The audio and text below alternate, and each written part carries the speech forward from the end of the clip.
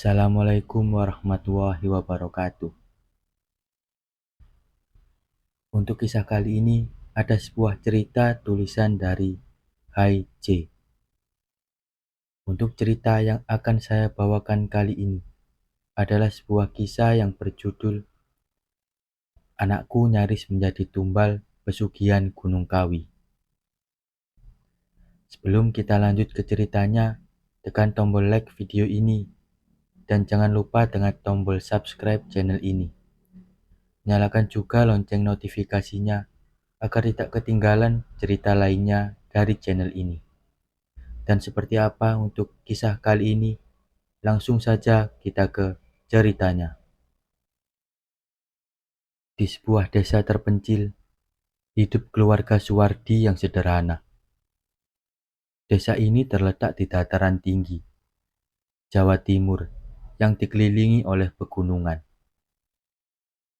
Suwardi adalah seorang pria berusia 45 tahun. Ia dikenal sebagai sosok yang bekerja keras. Setiap pagi, ia bangun sebelum matahari terbit untuk memulai hari dengan memeriksa sawahnya. Namun akhir-akhir ini, hasil panen tidak sebaik tahun-tahun sebelumnya. Harga gabah turun dan biaya hidup meningkat. Ratna, istrinya yang berusia 42 tahun, adalah wanita yang penuh kasih sayang. Ia membantu suaminya di sawah dan mengurus rumah serta ketiga anak mereka, Andi, Dila, dan Bimo. Andi yang berusia 16 tahun sering membantu ayahnya di ladang. Sementara Dila dan Bimo masih bersekolah di sekolah dasar di desanya. Suwardi merasa tertekan dengan kondisi ekonomi keluarga. Setiap hari, Suwardi mendengar keluhan dari Ratna tentang kebutuhan yang semakin mendesak. Andi juga mulai mengeluh tentang sepatu sekolahnya yang sudah mulai usang. Sedangkan Dila ingin mengikuti les tambahan agar bisa lulus ujian dengan nilai yang baik. Namun Suwardi tahu bahwa uang mereka tidaklah cukup, meskipun hanya untuk memenuhi kebutuhan dasar. Suwardi sering membandingkan kehidupannya dengan tetangga-tetangganya yang dulu setara. Banyak dari mereka kini hidup lebih makmur, memiliki sepeda motor baru, dan dapat merenovasi rumah mereka. Ia mendengar bahwa beberapa dari mereka mendapat bantuan dari sanak saudara yang bekerja di kota atau mencoba peruntungan di luar negeri. Suatu sore, saat Suwardi sedang duduk termenung di teras rumah, seorang pria datang berkunjung. Ia adalah Arman, teman Suwardi yang dulu sering bepergian ke kota-kota besar untuk mencari peruntungan. Arman dikenal sebagai orang yang berani mencoba berbagai macam cara untuk mendapatkan kekayaan. Apa kabar Suwardi? Lama tak jumpa. Arman sambil tersenyum lebar. Kabar baik, silahkan masuk, jawab Suwardi sambil mempersilahkannya duduk di bangku bambu. Arman bercerita tentang pengalamannya selama bertahun-tahun merantau. Dan kini ia kembali dengan cerita tentang pesugihan di Gunung Kawi. Menurut Arman, banyak orang yang telah sukses besar setelah melakukan pesugihan di sana. Suwardi terkejut mendengar cerita Arman, tapi dia juga merasa tergoda ketika Arman mulai menjelaskan detail tentang pesugihan itu.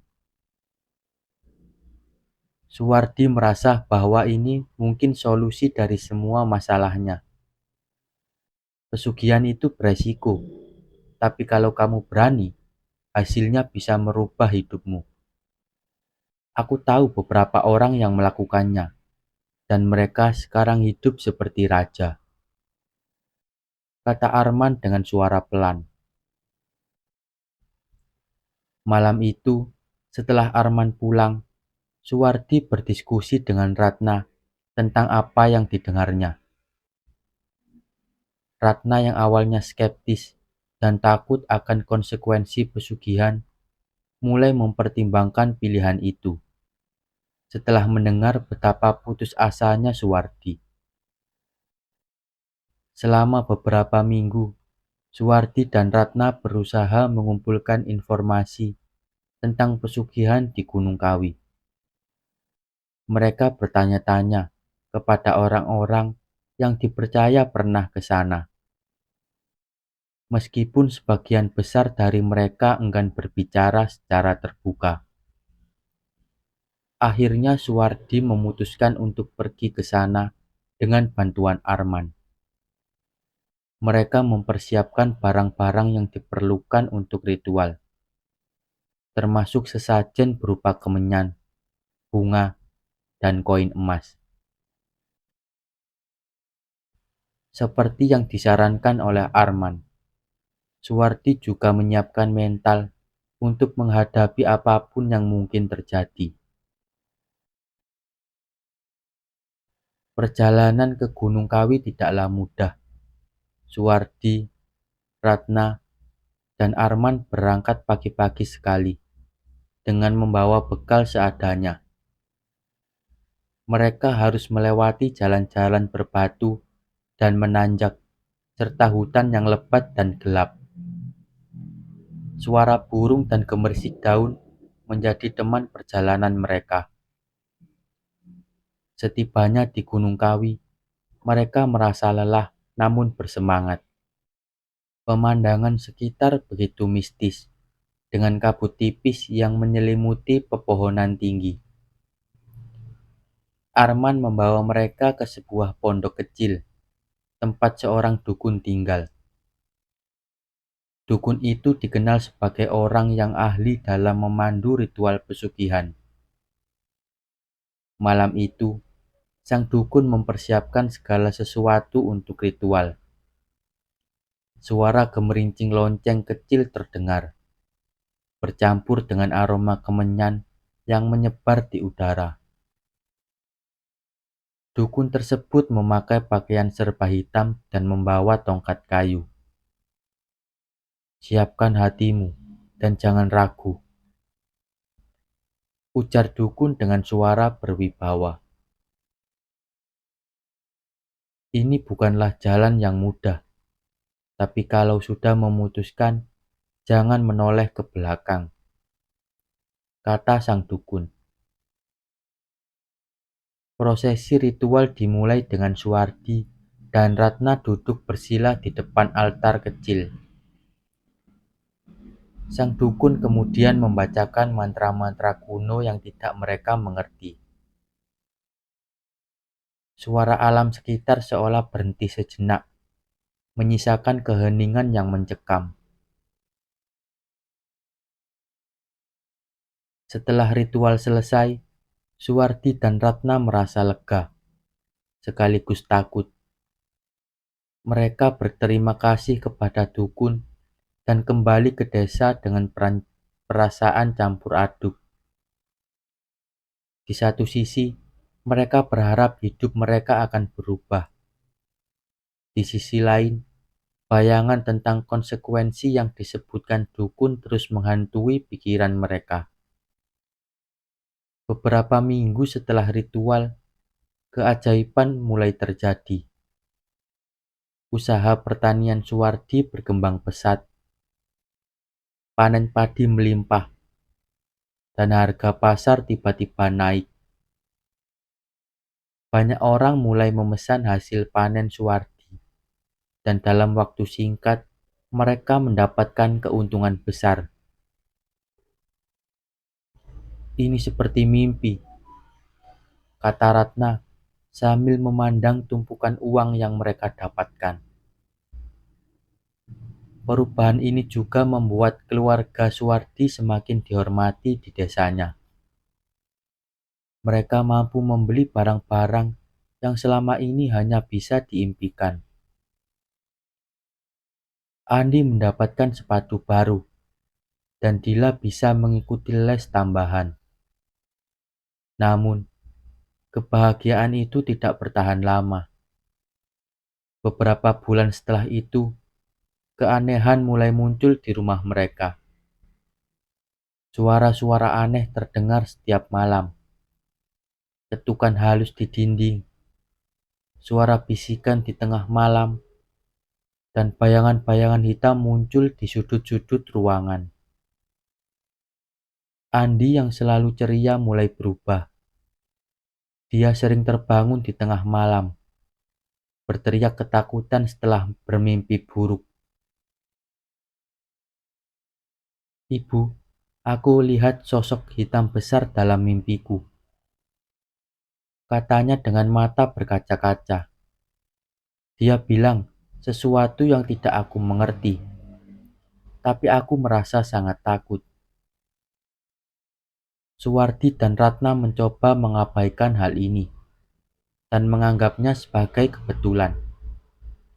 Namun, kejadian-kejadian aneh itu semakin sering terjadi, dan mereka tidak bisa mengabaikannya lagi. Pada bulan berikutnya, Suwardi dan Ratna mengadakan pesta besar untuk merayakan ulang tahun pernikahan mereka yang ke-20. Mereka mengundang semua kerabat dan tetangga yang datang. Rumah mereka didekorasi dengan meriah, dan makanan melimpah disajikan. Namun di tengah pesta, listrik tiba-tiba padam. Suasana menjadi gelap gulita, hanya diterangi oleh cahaya lilin yang redup. Suara bisikan dan tawa aneh mulai terdengar di sekitar mereka. Para tamu mulai panik, dan beberapa di antaranya mengaku melihat bayangan-bayangan bergerak cepat di antara mereka. Ada yang tidak beres. Ratna berteriak saat listrik kembali menyala. Wajahnya pucat dan matanya seperti ketakutan. Keesokan harinya, setelah pesta yang mencekam itu, Andi menghilang. Ratna melihat tidak ada di kamar tidur dan tidak ada jejak yang ditinggalkannya. Suwardi dan Ratna mencari ke seluruh desa, bertanya kepada semua orang, namun tidak ada yang melihat Andi. Dia tidak mungkin pergi jauh. Andi tidak pernah keluar rumah tanpa izin, kata Ratna dengan cemas. Pencarian Andi berlangsung hingga malam. Suasana desa semakin tegang, dengan penduduk yang ikut prihatin dan membantu mencari Andi. Suwardi dan Ratna merasa putus asa dan tak berdaya. Mereka kemudian mengunjungi semua tempat yang mungkin dikunjungi oleh Andi, termasuk rumah teman-temannya dan tempat bermain favoritnya. Namun hasilnya nihil. Sementara itu, Suwardi dan Ratna mulai merasakan penyesalan mendalam. Mereka berdua tahu bahwa apa yang menimpa Andi mungkin adalah akibat dari pesugihan yang mereka lakukan. Bagaimana jika ini adalah harga yang harus kita bayar? Ratna berkata dengan suara gemetar. Air matanya mengalir di pipi. Aku seharusnya tidak tergoda. Ini semua salahku. Suwardi menjawab dengan putus asa. Dengan hati yang berat, Suwardi dan Ratna memutuskan untuk kembali ke Gunung Kawi. Mereka berharap sang dukun bisa memberi jawaban atau petunjuk tentang bagaimana menyelamatkan Andi. Dalam perjalanan, Suwardi mengingat kembali semua yang telah terjadi. dan kesadaran tentang betapa berbahayanya pesugihan mulai menghantuinya. Setibanya di Gunung Kawi, mereka langsung menuju pondok si dukun itu. Malam sudah larut ketika mereka tiba, dan suasana di sekitar pondok terasa semakin mencekam. "Tolong bantu kami," Suwardi memohon. "Anak kami menghilang. Kami rasa ini ada hubungannya dengan pesugihan yang kami lakukan." Sang dukun menatap mereka dengan pandangan penuh simpati, namun juga ketegasan. "Kalian harus mengerti, pesugihan bukanlah sesuatu yang bisa diubah begitu saja. Tumbal telah dipilih, dan itu adalah harga dari kekayaan yang kalian terima." Mendengar kata-kata dukun, Ratna menangis terseduh-seduh. Suwardi merasakan beban yang luar biasa di pundaknya. Dia tahu bahwa satu-satunya cara untuk menyelamatkan Andi adalah dengan memberikan pengorbanan yang setara. "Aku yang seharusnya menanggung ini. Biarkan aku menjadi tumbal, bukan anakku," kata Suwardi dengan suara tegas.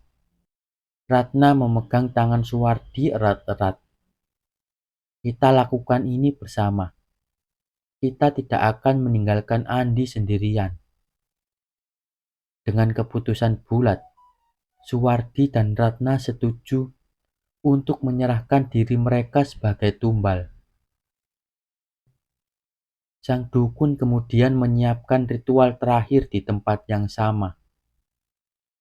Suasana semakin mencekam ketika mereka berdua duduk di hadapan altar. "Kalian telah membuat pilihan. Semoga jiwa kalian menemukan kedamaian," kata sang dukun sambil menyelesaikan ritual.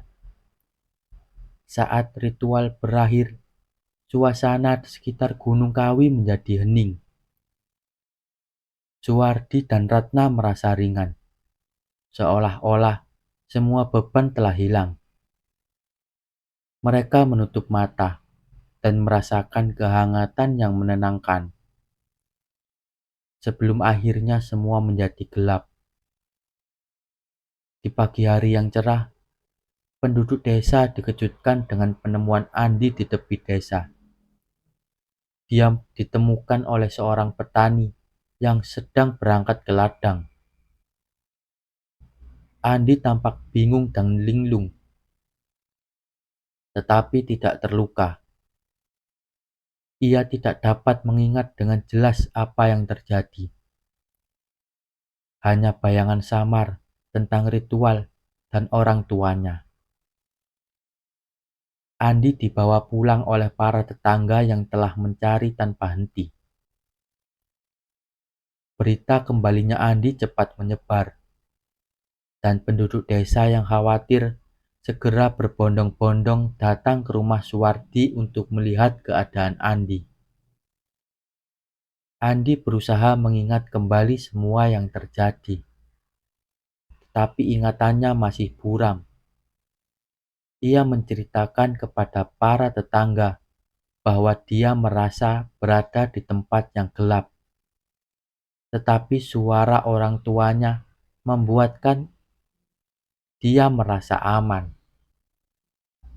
Saat mendengar ini, Ratna dan Suwardi hanya bisa terdiam, menyadari bahwa pengorbanan mereka telah menyelamatkan anak mereka. Kehidupan di desa kembali normal, meskipun tanpa kehadiran Suwardi dan Ratna. Andi tinggal bersama pamannya yang bersedia merawatnya. Kepergian Suwardi dan Ratna membuat penduduk desa mulai mempertanyakan cerita pesugihan yang beredar selama ini.